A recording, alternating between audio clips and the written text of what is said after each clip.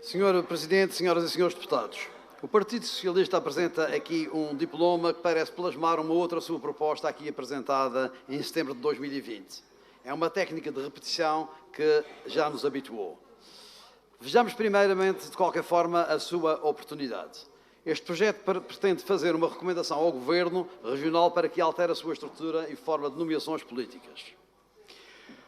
Todo este processo, se acaso fosse aprovado, hipótese que apenas por raciocínio teórico aqui se põe, seguir-se uma tramitação que precederia a sua entrada em vigor. Todo este processo demoraria normalmente uns meses. Então, se este Governo Regional tem eu peço desculpa, ou seja, nós temos agora eleições, julgo eu que dentro de pouco tempo, ou seja, não será verdade que este Governo Regional cessará funções em virtude dessas eleições dentro de muito pouco tempo? Quer dizer que se esse Governo Regional tem muito pouco tempo de vida e se os diplomas têm uma demorada expectativa de entrada em vigor, quer isto dizer que o órgão de soberania nas suas mãos chegaria às suas mãos quase no fim do seu mandato. Estou certo nisto, estou certo. Só que o Governo Regional está bem e recomenda-se, funciona bem, como o tem demonstrado, ultrapassando de forma por todos reconhecida os enormes desafios e obstáculos que lhe surgiram inesperadamente neste seu mandato. Mas o que nos volta a espantar é que esta recomendação, que não tem qualquer razão de ser, venha de um partido que não tem a mais pequena moral para o fazer, de um partido que, onde é poder, os escândalos das nomeações de familiares e de amigos têm sido característica, em que o gigantismo das estruturas governativas é atributo. Não deveria esta recomendação ser feita para dentro, para os órgãos de poder em que o proponente é detentor do mesmo em que o exerce? Comecemos pelas dimensões do Governo Central, um perfeito exemplo de adequação. Este governo de António Costa não é, de facto, o maior governo da história do país. O maior governo da história foi um outro, mas este desfiava um outro primeiro-ministro, também chamado António Costa. Ou seja, António Costa, atual e anterior primeiro-ministro de Portugal, detém o mais alto lugar no pódio dos governos jamais existentes em Portugal. Já quanto aos lugares seguintes, nesse pódio dos maiores governos nacionais, ia ser disputado ex aequo com um outro primeiro-ministro e dirigente máximo do Partido Socialista, Mário Soares. Assim, são os executivos socialistas, dois liderados por Costa e um por Soares, os mais numerosos da democracia deste país. E aí pergunto, com que moral vem agora o Partido Socialista, nesta Assembleia, criticar a dimensão de um governo, quando os governos de grande dimensão são a sua especialidade? Vamos às nomeações políticas. Haverá outro partido neste país que tenha tanto para contar sobre o seu próprio historial de nomeações e desnomeações políticas do que o proponente? O Governo tomou posse há pouco tempo, decorreram cerca de 10 meses e já saíram do elenco governativo mais de 12 elementos, obrigando às suas substituições. Sara Abrantes Guerreiro, Marta Temido, António Lacerda Salles, Miguel Alves, João Neves, Rita Marques, Alexandra Reis, o peso pesado de Pedro Nunes dos Santos, Rui Martinho, Carla Alves, agora a subdiretora Luísa Sá Gomes, enfim, um sem número de pessoas que não poderia, demoraria imenso tempo aqui a dizer. Faz um ano que António Costa conseguiu a maioria absoluta para o Partido Socialista, sendo surpreendente o estado em que o Executivo Socialista se encontra nesta fase. Mas vejamos o escândalo das relações familiares embrenhadas e da governação socialista portuguesa. As relações familiares do governo de António Costa envolvem 50 pessoas e 20 famílias e também um ex-casal.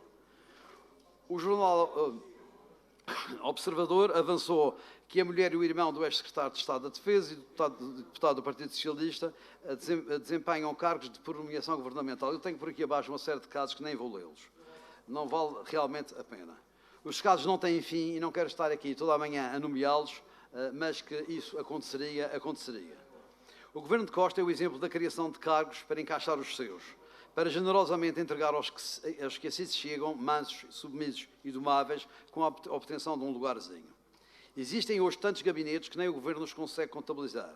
Só estruturas temporárias serão, calcula-se, mais de 200.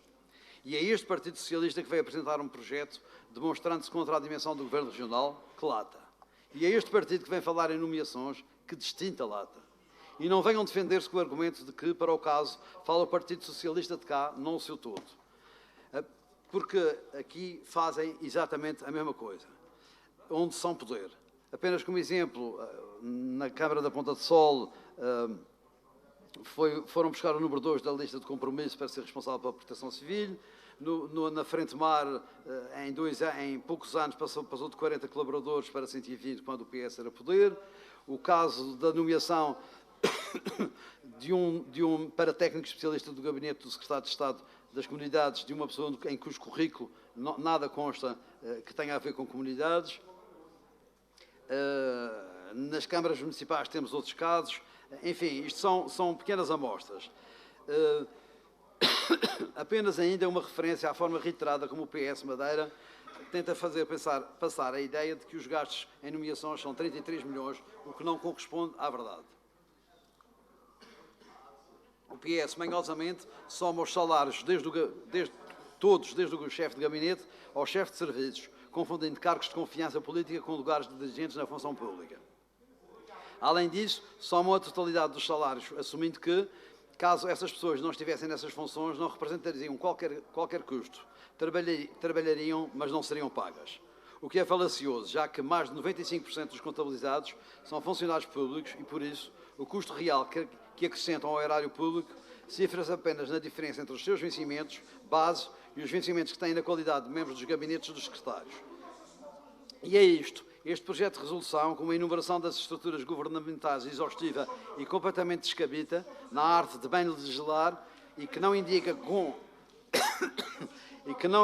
com a mais pequena precisão o seu intuito, que não especifica em nada o que considera mal ou a mais, o que deveria ser eliminado ou o que deveria ficar como está.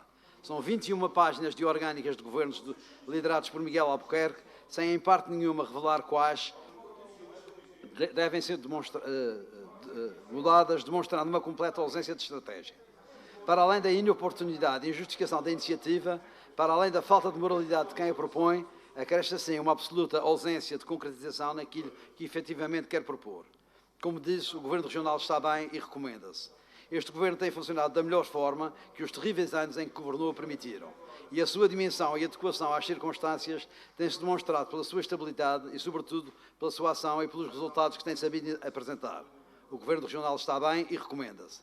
Recomenda-se que termine este seu mandato com a mesma firmeza, determinação, honestidade e competência que tem sabido demonstrar. Muito obrigado.